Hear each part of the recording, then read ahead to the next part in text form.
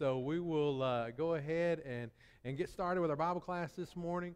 I want to, of course, I'm sure some of you have already seen her, but I want to encourage us all to keep several families in our prayers. There's been several shootings in the Gadsden area over the past few days that have taken the life of and injured some very young people. And so there's a lot of folks dealing with a lot of tragedy this morning on both sides of that type of thing, where young people have lost their lives and other young people have taken lives, and so there's a lot of heartache right now. And so I want us to remember them as we do all the things that are going on in our own life. It's a new year and full of new blessings and new challenges and just wonderful new opportunities for all of us. And so I'm going to ask Ben, if he would, to lead us all in prayer before we enter into our Bible class this morning.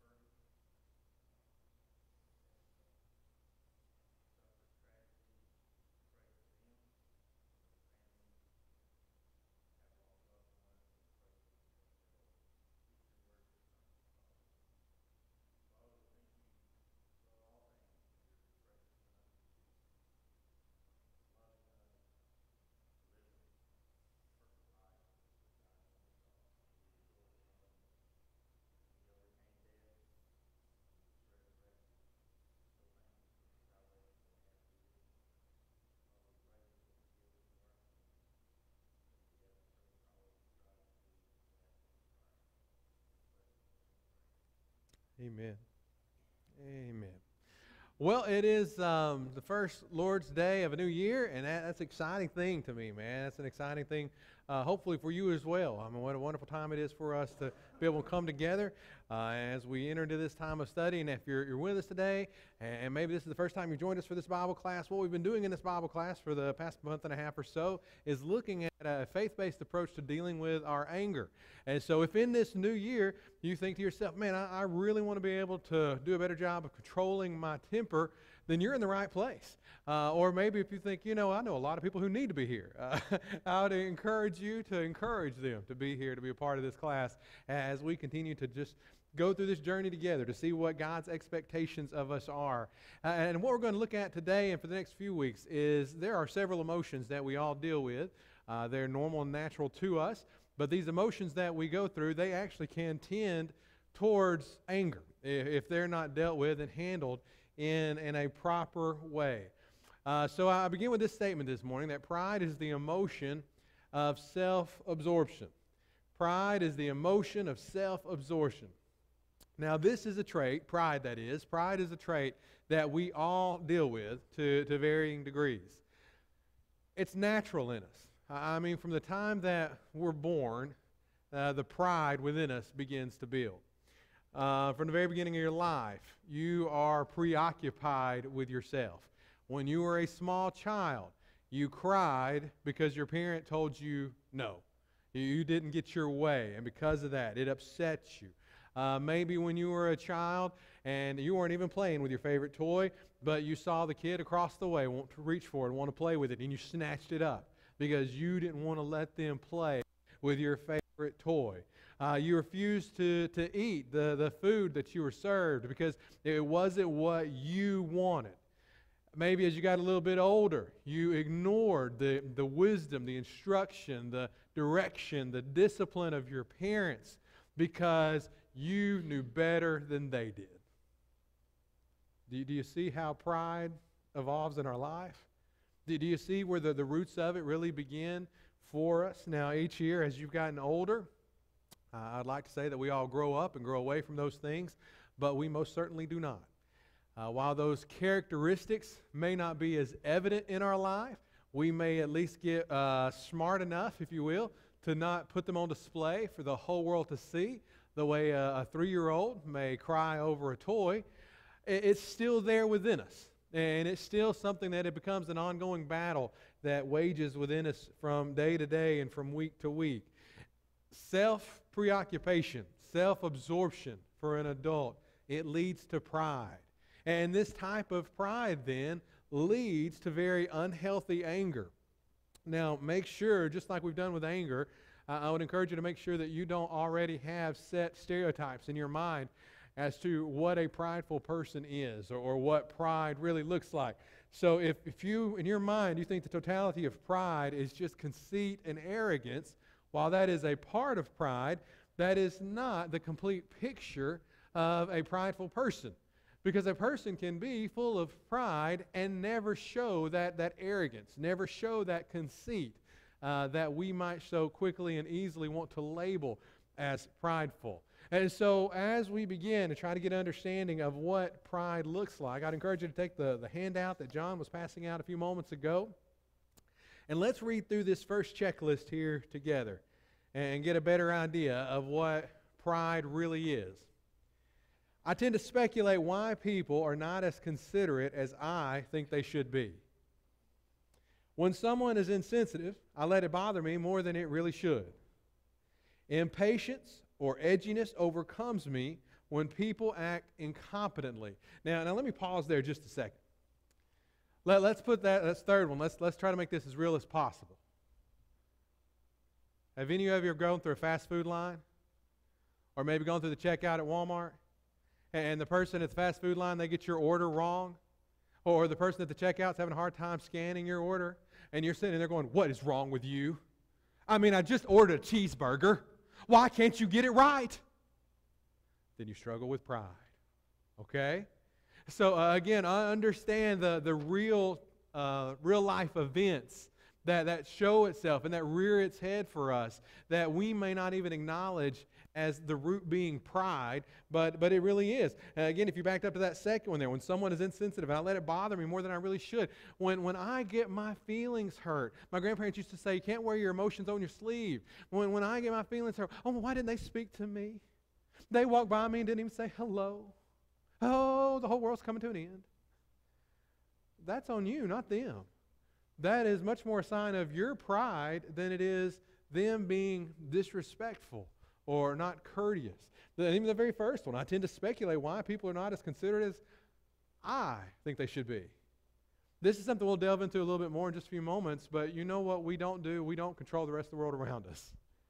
And I don't know why everybody doesn't act the way I think they should act. And that bothers me.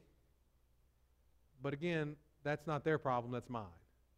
And that's my problem of pride, a very sinful and a very real problem of pride. Continuing on the list here, sometimes I fantasize what my life would be like if I could have ideal circumstances. You know, if everything were just the way I think it should be. I mean, if everything and everybody just acted the way I think they should act, and if the world were just the way I think it should, oh, then everything would be perfect because of my pride. Because of my sinful pride. My moods tend to rise and fall depending on how others show me respect. Some people in this life are hot and cold, aren't they? Depending on how we treat them. I mean, they can be the most amazing, wonderful person in the world or the most cold, heartless person in the world. And it seems like their life is a constant roller coaster of emotions. It doesn't seem like they have just a normal, natural ebb and flow of life. It seems like everything is great, grand, and wonderful, or everything is just horrible, and it's all dependent upon what we say and how we act around them, and we find ourselves walking on eggshells around them all the time because of their pride. When I express my opinions, I am disgruntled if the other person doesn't receive them well. Wait a minute, you mean to tell me you're not going to vote for who I'm going to vote for? What's wrong with you? Nothing. What's wrong with me? My pride. My pride causes me to be disgruntled because you don't agree with everything that I agree with. It's my pride that causes me to not understand why you won't think the way I think and see things the way I see things and agree with every little opinion that I have in this life. That's my pride. I'm known for having a strong personality. When I witness something good in another person's life, my initial reaction is wish the same thing in my life.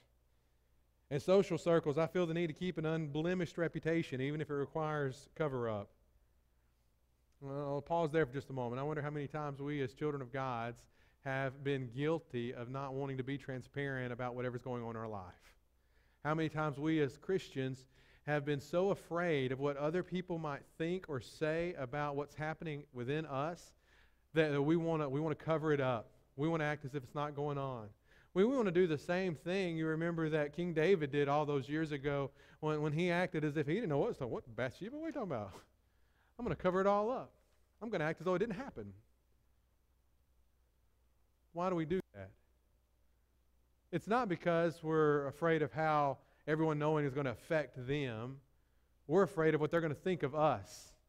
Our own pride, our own sinful pride keeps us from being real, keeps us from being honest, keeps us from being open, keeps us from being transparent about whatever the struggles in life may be, because we're so afraid of what other people are going to think. We're so afraid of what other people are going to say that we don't want our perceived reputation. And honestly, family, that's all it is. It's a perceived reputation that we have in our own head, because everybody looking in on us oftentimes has a better opinion of us than we do. And so our own perceived opinion of ourselves causes us to want to maintain this appearance, all because of our pride. All because of our sinful pride. I would prefer to avoid disclosure of a personal nature. I think those two go hand in hand. Now, the thing is, if you check at least 5 of those, if you're very honest with yourself, yeah, I'm good. Thank you, sir. If you check at least 5 of those on your list, then your pride has a great foothold in your life. This sinful pride has a foothold in your life, which will then cause anger. Again, you may display the anger in different ways. You may be the person with outburst, or you may be the person with severe depression. But either way, the anger is rearing its head in your life because of your sinful pride. Now, whether we shout and ridicule, or whether we criticize secretly and withdraw, ultimately we're nursing this thought of, why can't people just be what I think they should be? Why can't everyone do what I think they should do? Why can't I control, and we don't like using that word, do we? Because we know that doesn't sound good. But ultimately, why can't I control everyone around me and get them to act exactly the way I want them to act? Because if they did, everything would be fine. That's my pride. You know, even when our intentions are good, our intentions are to be gracious and kind. When our emotions in regards to this get the best of us, even the best intentions go south rather quickly when things don't go our way, when things don't go the way that we want them to go. I can't help but wonder if that wasn't a tendency that maybe the Apostle Paul struggled with, as he would write here in Romans 7 verse 15, I don't understand what I do. For what I want to do, I do not do, but I hate what I do. I don't know sometimes why I act the way I act. I don't understand sometimes why I do what I do. And at times I hate it. It makes me so mad within myself that I would act this way and that I would do this. Pride is something that can haunt us as long as we live this side of eternity. Now, like I mentioned last week, we tend to blame other people for our anger. They made me so mad. You know, we always want to point our finger at someone else, at some other circumstance, and try to pass the buck, as it were, that it's all their fault. When we do that in our minds, the false conclusion that it brings us to then is this: well, if they made me mad, then surely if I can get them to change, if I can make them change their mind, if I can get them to do what I want them to do, if I can get them out of my life, whatever it is I need to do to get the source of my anger away, then I won't be angry anymore. And so I'm going to keep hammering them, and I'm going to keep after them until they finally do what I want them to do, because then they'll finally change, and then I won't be as angry anymore because of my pride. My personal, very sinful pride. I don't think it's until we finally are humble enough to acknowledge that it's not anybody else's fault, it's not the circumstances around us, but it's my own personal sinful pride that brings about my anger, that change can begin to occur in my life. And the only way that that conclusion can finally be reached is the realization of, you know what, if I really want change to come about, if I really don't want to struggle to this degree with my pride and my anger anymore, I've got to make sure that my life's right with God. And if I'm completely honest with myself, if I'm struggling with my pride to this degree and I'm struggling with my anger to this degree, I'm not right with God. Something in my life is amiss. Something in my life needs to be corrected so that I can have that right relationship with Him, so that I can know His peace, so that I can be content, so that I can make it through whatever the storm of life is without reacting in a sinful way myself. You see, throughout the Bible, we see, especially in the New Testament, the instructions to us are twofold. Deny yourself and let God be God. I think those are two of the hardest things for us, two of the most challenging things. To truly die to self, to deny myself, to truly recognize it's not about me anymore, but it's about Him as a child of God's. To deny myself and let God be God. In other words, I'm going to stop trying to rule my life. I'm going to stop trying to rule everyone else's life.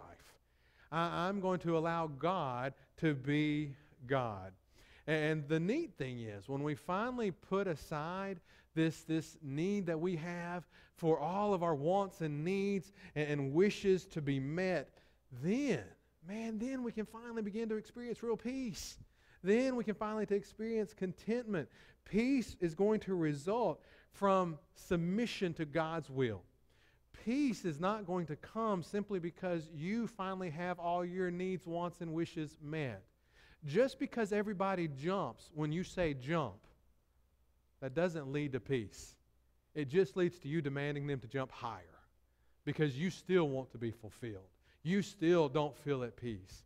You're still wanting more. And that's your pride.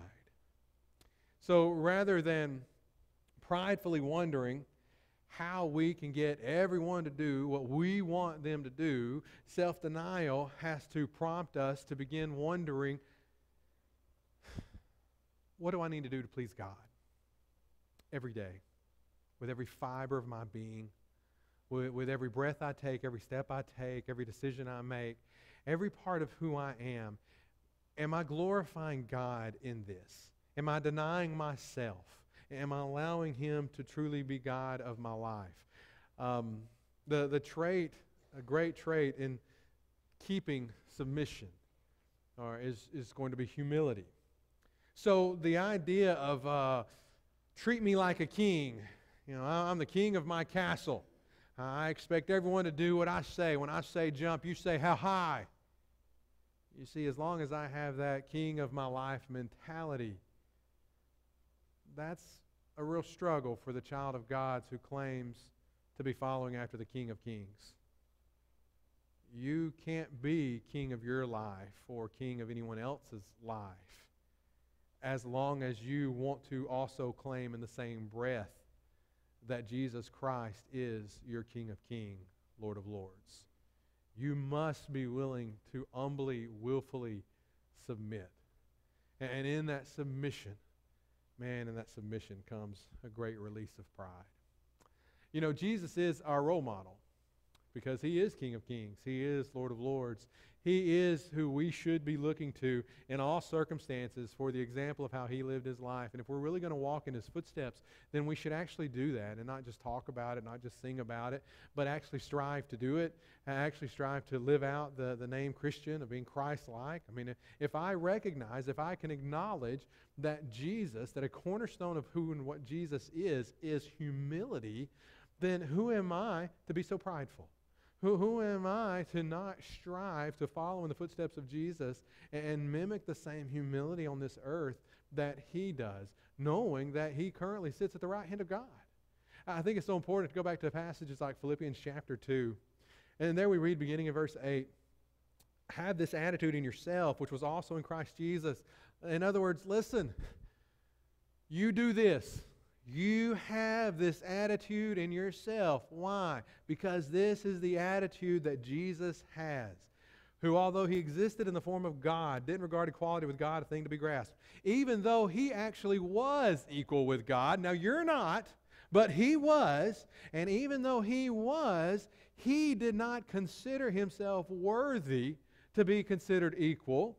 All right? Jesus Christ, who although He existed in the form of God, didn't regard equality with God a thing to be grasped, but emptied Himself, taking the form of a bondservant, being made in the likeness of men, being found in appearance as a man, He humbled Himself by becoming obedient to the point of death, even death on a cross.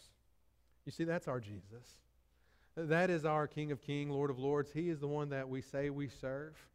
You see, pride, the bottom line for pride is that I'm going to get my needs met. I'm going to get what I want. You will do what I want you to do. And while having or desiring our needs in this life to be met, that's not entirely wrong. It's natural for us. But when it goes to the extreme, when it begins to become this like all-consuming drive, and it pushes a person, I mean really, really pushes a person to become so obsessed with how other people begin to treat them, what other people say, how other people act, how everybody else reacts. When we worry so much about the effect that other people have on our lives or on other people's lives, we begin to respond so sensitively, as though every need is being ignored, and when everybody else has a different opinion than ours, and we can't stand it. I mean, it just really eats us up from the inside out. So if we are ever going to be truly successful when it comes to being able to relate to other people, then we've got to apply the teaching, again, going back to Philippians 2, the teaching found here beginning in verse 1. If therefore there is any encouragement in Christ, if there is any consolation in love, if there is any fellowship of the Spirit, if any affection and compassion, make my joy complete by being of the same mind, maintaining the same love, united in spirit, intent on one purpose. Do nothing from selfishness or empty conceit, but with humility of mind let each of you regard one another as more important than himself. Do not merely look out for your own personal interests, but also for the interests of others. We are naturally selfish as people, human beings. As I said from the beginning of this class this morning, from the time we're born, our needs are at the forefront of our minds, our wants, our desires. That's why when mommy and daddy don't come running, we cry. And we don't always outgrow that. When we don't get our way, we cry. It may not be in the same way. As we get older, we get louder, we get meaner, we get colder. And we don't forget nearly as quickly as we did as a child. But we oftentimes react in the exact same way. So as we grow up, I'm not saying as we grow older, because we're all going to grow older, but some of us are never going to grow up, okay? As we grow up, we learn to make a conscious effort in seeing, recognizing, acknowledging the needs of other people around me. Some people are going to grow old and go to their grave, never growing up. Some people are going to go to their grave being so self-centered, so absorbed with themselves, so pride and angered filled, that they just cannot see the needs of other people around them. But as a child of God's, if we want to do more than grow old, if we actually want to grow up, then we have to finally reach a point in our spiritual maturation process where we say, you know what? It's not about me. This life's not about me. It's not all about my wants and my wishes and my desires. It's not all about everybody agreeing with me and being on the same page as I am in regards to everything in this life. No, we've got to learn to be sensitive to other people's feelings and to recognize, and I know this is tough for us sometimes, but to even recognize that even when their perception of life differs from ours, that's okay. And not only is it okay, we don't look down on them in a condescending way because they're different than us. We can recognize there's actually validity to their point of view, even if it's different than ours. That's maturity. Being condescending, almost looking down on someone. Oh, they can't help it because of what I know they don't agree with me. Bless their heart, they just don't know as much as I know. That's not what I'm talking about. I'm talking about being open-minded enough, being mature enough to, even if you disagree with someone's point of view, trying to at least understand where they're coming from, trying to at least understand what their point of view is. Because again, we get so upset sometimes because they just can't see it. If they would just hear what I'm saying, if they would just agree with me, everything would go away and everything would be okay. But that's not life. That's not people. And all that does is perpetuate more pride and more anger. So humility has got to learn how to accept limits. We have to establish, first of all, that we have personal boundaries. All of us have those. Those are very important to uphold. But we also have to, secondly, learn that there are differences in other people, and that is perfectly okay. I think to do this, we've got to refrain from being so petty, refrain from being so condescending of other people or overbearing them when we are trying to communicate our needs, or even when they're trying to communicate their needs, their convictions to us. I think the prideful person is ultimately going to really struggle with these boundaries and maintaining them. The prideful person is going to communicate their convictions in a way that it's in a tone that you cannot disagree with me. You have to hear me. You better agree with me. And it doesn't matter how intelligent you are, and it doesn't matter how capable you are of communicating. Ultimately, you're going to just offend everyone around you. Because that's real life. That's people. I mean, you can try to force feed everybody around you, but all you're doing is pushing them away, pushing them away, pushing them away. It's funny how we do it. We do it in person. We do it in social media forums. And it's almost, if it weren't so sad, it would be kind of comical, I guess. But I know sometimes I see people post some hard stuff, even on a forum like Facebook. You know, they want everybody in the world of Facebook to agree with them. And they may be right. But you know what they do more times than not, and they just don't realize it? The people just quit following them. They do. They're like, I don't want to see this. I don't have to see it anymore, so I'm just not going to follow them anymore. That's all. It doesn't impact them, even if it's something that's worthy taking a stand for. But quite frankly, most things that people take that hardline stand for aren't worthy of it. You should be an Alabama fan. You should be an Auburn fan. You should be a Republican. You should be a Democrat. And people get so mad. And you say, where does that anger come from? From their own personal sinful pride. That's where it comes from. That's why they get so angry. And again, they're over things that in the big scheme of things, well, read the next checklist together. It says, I can handle the fact that many people, even my closest family, will differ in preference and opinion.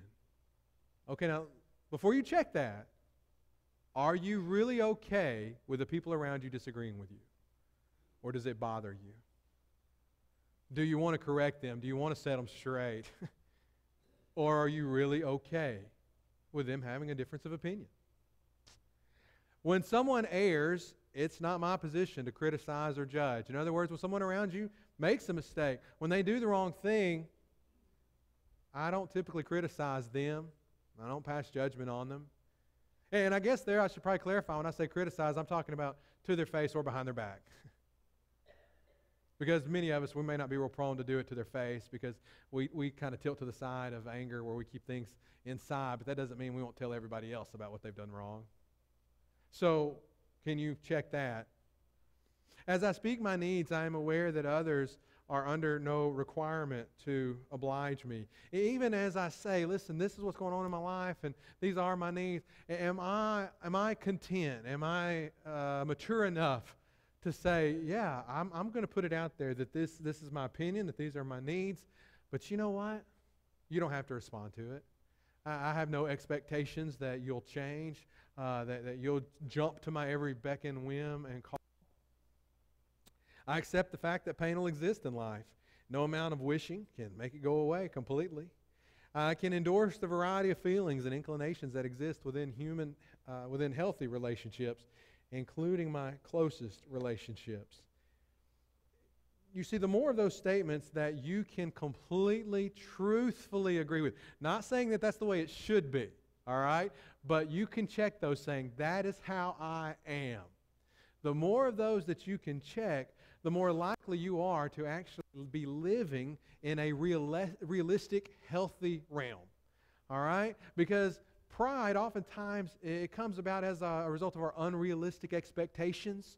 And so if you can honestly say, this is me, this is how I feel, then you're doing a great job. Because at that point, you are living in a very healthy spot. True humility. It doesn't require false manipulation of the emotions. It's not an obligation. It's not a duty. It's a choice. Humility is a choice. This was one of the first Bible verses that I can really remember being drilled into my mind as growing up. Proverbs 16:18. Pride come before the fall. That was something that my papa really, really wanted me to understand, because he was a very humble man, and he could see me in my youthful arrogance at times. Wanted me to get it. Son, pride comes before the fall. Pride comes before the fall. And it does. Man, how many times in this life have we felt like we had everything together, felt like everything was going real good for us? Job was good, family was good, health was good, life was great, grand, and wonderful. Boom! All of a sudden we hit a wall. All of a sudden it seemed like just everything fell out from underneath. And we really couldn't understand why. Well, the Bible tells us we just don't like to own up to it. Our falls in life, our destruction, as it were, oftentimes those things are preceded by our pride. So pride causes the fall. You know, the same way that I've shared with you that screaming and that being passive-aggressive, those things are a choice, being humble is also a choice. And really, I think when we sit down and we weigh out the options of the consequential options of being an angry person or being pride-filled or being a man or a woman of humility, the consequences of being a humble person are much better. So much better. Why wouldn't we want to be a more humble person? But to be humble, it requires constant self-examination. I think that's so important. Because whenever you begin to say, man, I tell you what, I sure am humble. Somebody give me a humble ribbon, because I need a trophy because I'm so humble compared to other people. Pride come before the fall, okay? Be very, very careful. If you really want to be a person of humility, you got to do a lot of self-examining. You've got to be honest with yourself, and you've got to even question your own motives sometimes. Why do I act kindly? Do I mean it? Is it coming from a sincere place? Why do I say kind things to people? Is it coming from a sincere place? When I say I've forgiven somebody, have I really forgiven them? You see, Pride can be right there at the root of all these things and so many more, and that's why it requires a continual self-examination to make sure that this thing called humility is actually there. Because about the moment we think we have mastered pride, we fall. James chapter 4, it says, beginning there in verse 6, But he, of course, I mean God, but God gives a greater grace. Therefore it says, God is opposed to the proud, but gives grace to the humble. Submit therefore to God. Resist the devil, he'll flee from you. Draw near to God, he'll draw near to you. Cleanse your hands, you sinners, and purify your hearts, you double-minded. Be miserable and mourn and weep. Let your laughter be turned into mourning, your joy to gloom. Humble yourself in the presence of the Lord. He will exalt you. Don't lift yourself up. You let God do that. You humble yourself in the presence of God, and you allow him to lift you up. Or 1 Peter 5, beginning in verse 6, humble yourself, therefore, under the mighty hand of God, that he may exalt you at the proper time. Cast all your anxiety on him because he cares for you. Now let that sink in. A lot of times we separate those passages, and we'll just use verse 7 and the instruction and the wisdom of, hey, if you have any anxiety, you have any worries, you have any cares, cast them all upon God because he cares for you. And that is true. But notice, these are connected. If you really want to be able to enjoy that, the peace, again, the peace that comes with casting all your anxiety upon God, knowing that he cares for you, as we might sometimes say, just leave it with God. If you really want the joy of that, then you better humble yourself. Because a prideful person is not going to be able to enjoy that blessing. A prideful person is not going to be able to know that peace. So if you really want to be able to put it at the cross and leave it at the cross, if you really want to be able to let go and let God, if you really want to be able to give it to him and not continue to carry the burden of whatever it is, to cast all your worries upon him, all your cares, all your anxiety, because he cares for you, knowing that he cares for you, then humble yourself. Get rid of the pride. It's going to eat you away. It's going to deteriorate you. It's going to continue to cause you to be a very angry person. Because again, pride goes before destruction. A haughty spirit before the fall. Thank you so much for your time and attention. We'll go ahead and dismiss, and we'll pick up next week.